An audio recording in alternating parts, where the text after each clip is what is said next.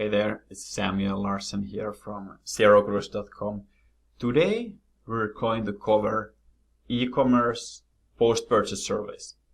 And this is an automated way for you to continuously keep on top of your game, learning from your best customers and be basically untouchable. Because if you're continuously moving toward what people want, then it's very difficult for somebody else to come there and beat you in your own game. So let's get started. Alright, here we are in the mind map, and let's cover the why part first. Why do e-commerce post-purchase surveys, why are they so powerful, and why should you run them in the first place? Now, with e-commerce, you can obviously get almost unlimited transactions daily, but very few of those people are people that you touch personally. So maybe some of them do contact you via phone and you get to know them a little bit better, but mostly they are just demographics data, purchase data, and that kind of thing.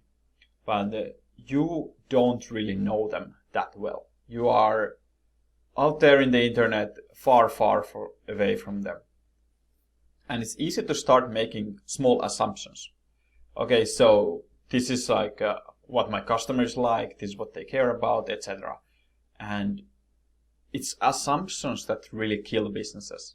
It's assumptions that also force businesses to not grow. So much of e-commerce is evolving so fast. So you want to be sure that your store is also evolving fast. So why should you contain a survey? It is the best long-term sustainable competitive advantage that you can have. Continuously learning, continuously improving. And that's the way that you can future-proof your business and make sure that you have something that people cannot just come and touch. So that's the long-term reason.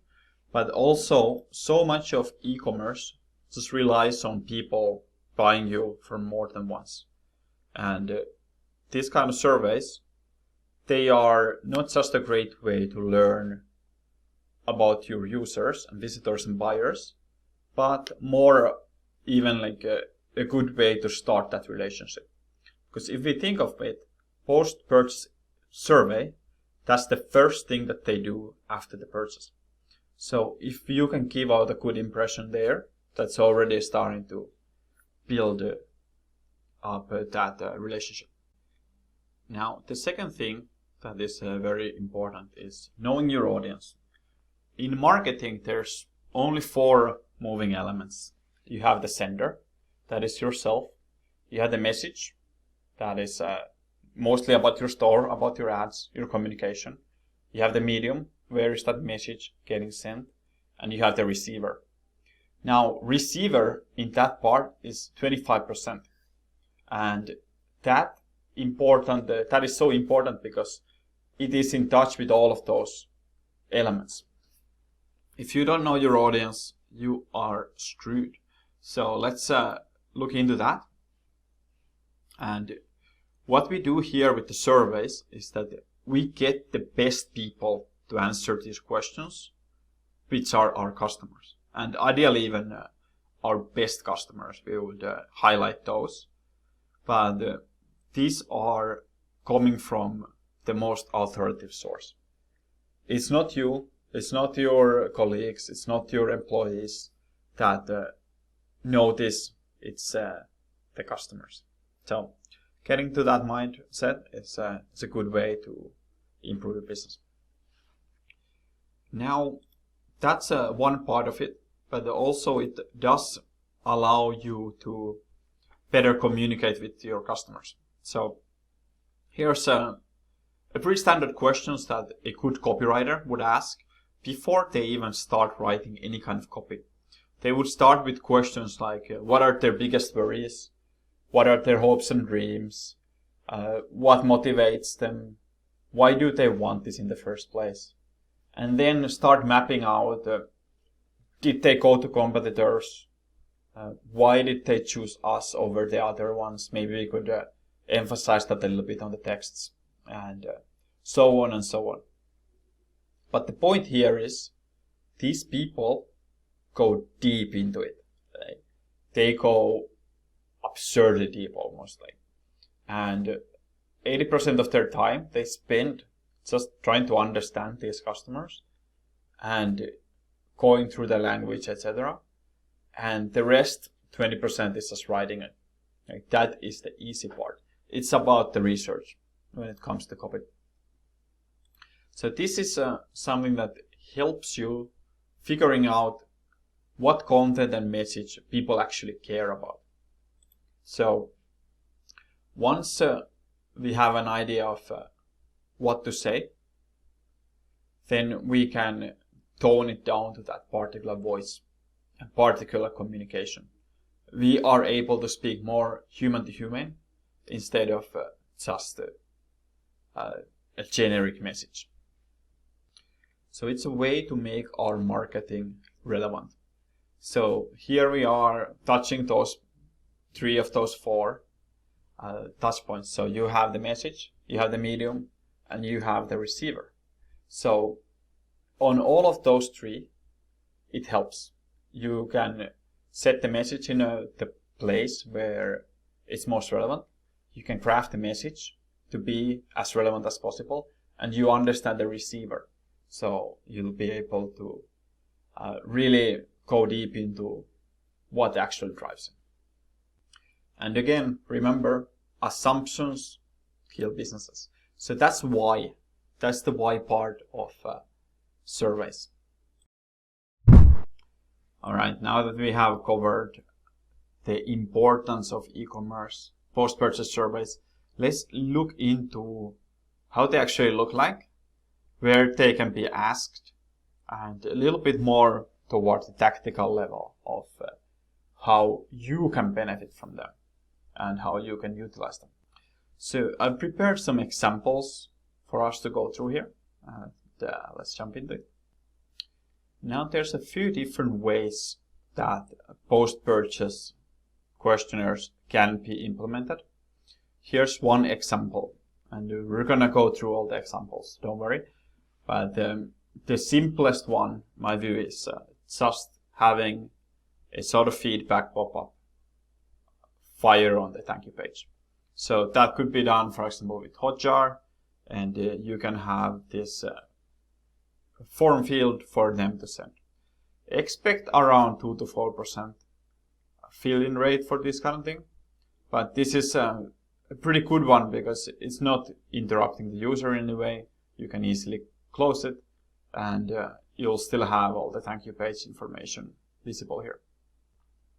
So this is a sort of a lowest barrier to entry question, and it's an easiest way to start. And notice also the question type.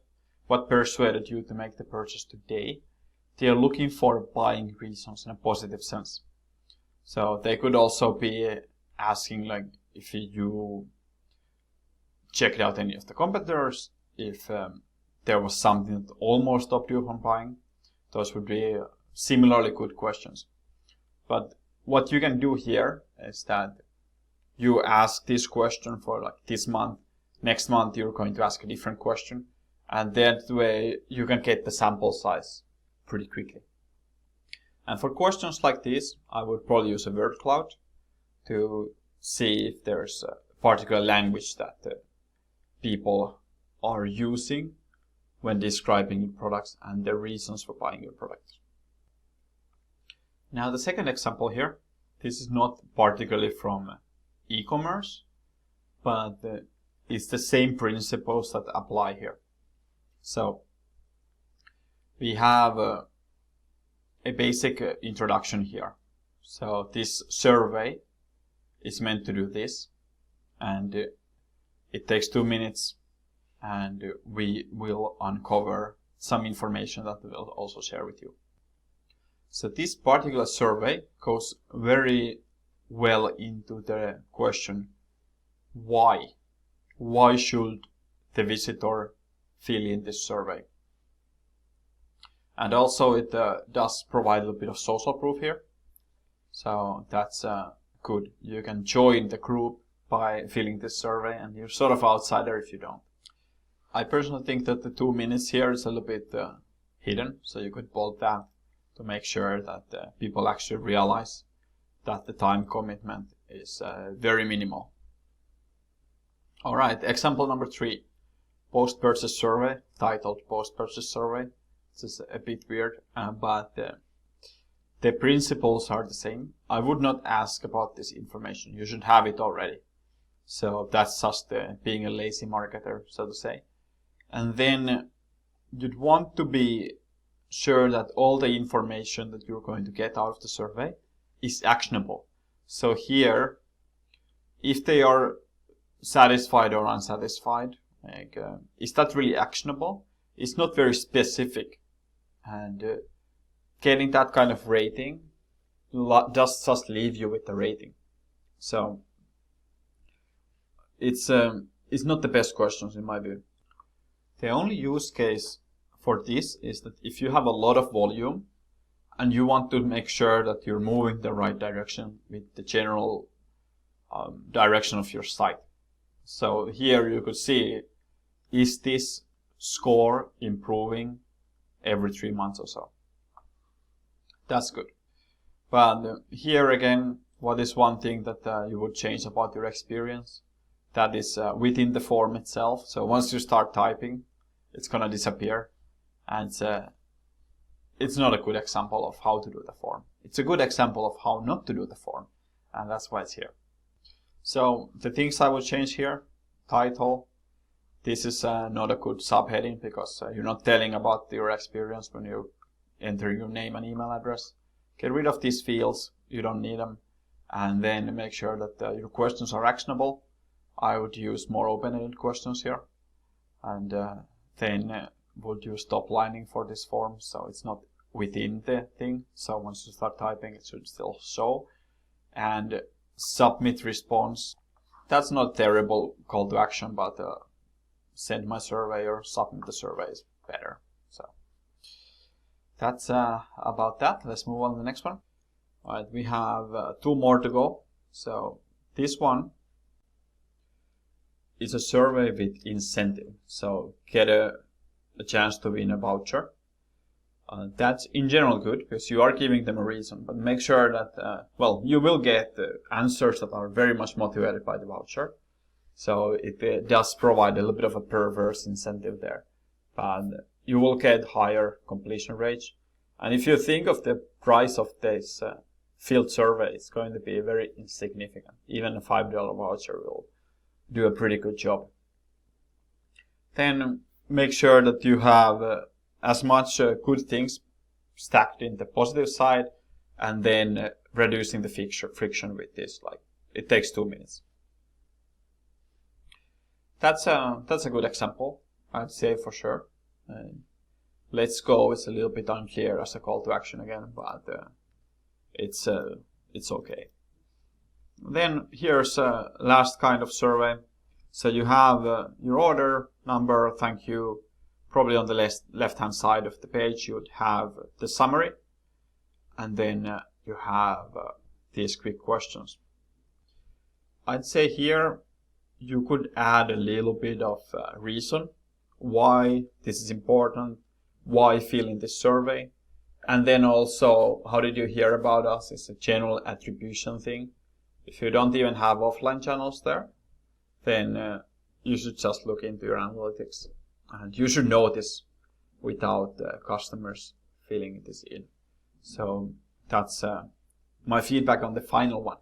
Now let's look into some best practices from this. So we had a lot of examples, and now we get to see a little bit of the theory behind it. So a couple of these were touched already, but definitely you want to get clarity on what you want out of the survey. So the responses should be actionable. If they are not, you're just wasting everybody's time. And you definitely don't want to do this. Especially on 2020, like customers and everybody's so busy and they have so much better things to do. So you don't want to waste anybody's time. Now, explain to customers why the responses are valuable. So stacking things up on that positive column, why should I take the survey, is a very easy thing that you can do to make sure that your completion rates will be a little bit higher. It's just a quick reminder, 1-2 sentences of why you care. Also, by doing this, well, you start building that relationship that we talked about earlier, about you and the customer together. Keep it short. There should never be more than 5 questions that you really want answered. If you haven't prioritized it well, and you're probably a bit all over the place on what you're trying to optimize. So we want clarity and we want focus. And open-ended questions are absolutely fantastic because they allow you to get into the mindset of the customer, see how they're describing it and what kind of language they use. So I use almost no close-ended questions where you only have a few questions, answers, and you'd basically be forced into this kind of pigeonhole of what you can respond. So that's the what part and the why part before that. Let's look into how to conduct these surveys so that we get the best results possible and the most learning out of our valuable time.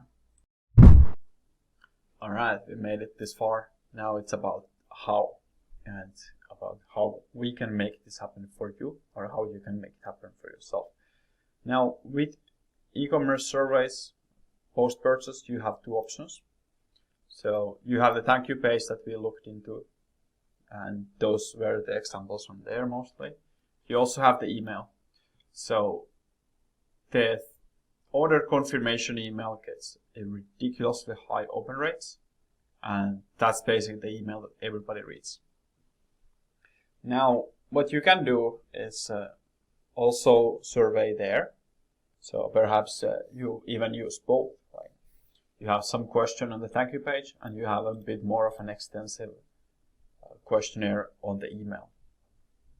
But either way, both of them are fine. You can test them out and see which ones works for you. Usually thank you page is more immediate, of course. So you get more feedback on their immediate experience. So if you wanted to ask if they had any concerns during the checkout, for example, like that might be a better place for that. And email is where they usually have a bit more time to answer that question. So overall, I wouldn't say that there's a big difference between the two, and you can utilize either one. But if you are going to use a third party, then usually you wouldn't want to add that link there on the thank you page. So there an email might be better. Now there's pretty much only 3 tools that you need, most of them free or mostly free. So what you can do is see which one you like the most. These 2 first ones, Jotform and Google Surveys, they are survey tools, really meant for multiple questions, and there you can have people fill out a little bit of longer answers and see those questions at once. Whereas Hotjar, it has the questionnaire basically built into a pop-up. So with Hotjar you can do one of these little feedback boxes that appears on the bottom right corner of your screen and ask questions there. You can also do conditional things, which is pretty nice. So you can say like if they answered this one, then show them this question. So that questionnaire becomes very relevant at that point. So that's it. You have the tools, you have the 2 options. Now you have general guidelines of what the kind of questions, what answers you're looking for. Now there's a few elements that in general you should follow. And this is a sort of it's a good checklist for you going forward. So you want to always seek to answer a relevant question. If you don't know what to do with the answer, then it's not a relevant question. It's not a thought out question, and you should not be asking it. because you're just wasting everybody's time. Then make sure that the questions are understandable, so they cannot be misinterpreted. They are simple, so they don't take a lot of brain power to go through, because that will make sure that people drop off, basically. So if I don't know the answer to this question, I'm not going to fill it in.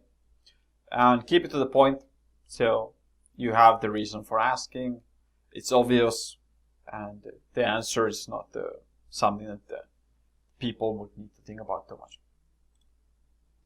Then I highly recommend that at least one of these questions on your question stack has potential to be turned into a review. So what you can do here is ask more of a general question regarding the product, and if you get a great answer, you can turn that into a review and use that on the site. So typically the review rates are a bit higher here, and you can ask more of a specific question about the product that you want the reviews around. Most of all, just keep it short and simple. Don't overthink it, and make sure that the people can also understand it without having the same context that you have. And finally, I want to leave you with this. Just remember, you should not know the answer that you seek, so be open-minded and really seek to challenge your thinking, but you should define the question that you want to ask. So be a little bit like a scientist with stuff. It is powerful, and once you use it for good, it can be a huge asset for your business to make sure that you keep growing, you keep moving in the right direction, and you keep serving that ideal audience that you have. So use it with care, but use it, and once you set it up, it can be something that just runs on Autopilot. That's the nice thing about it. Now, thanks for watching. Just subscribe for this channel, because I'm gonna do my best to make awesome videos for you, really practical, e-commerce only, and we'll basically have a no BS channel here. So that's it. I'll share my best tips as a consultant. Make sure to like the video. If you have questions, just answer them or ask them. You can also answer them. Do it in the comment section below, and I look forward to speaking with you again on the next video. Cheers.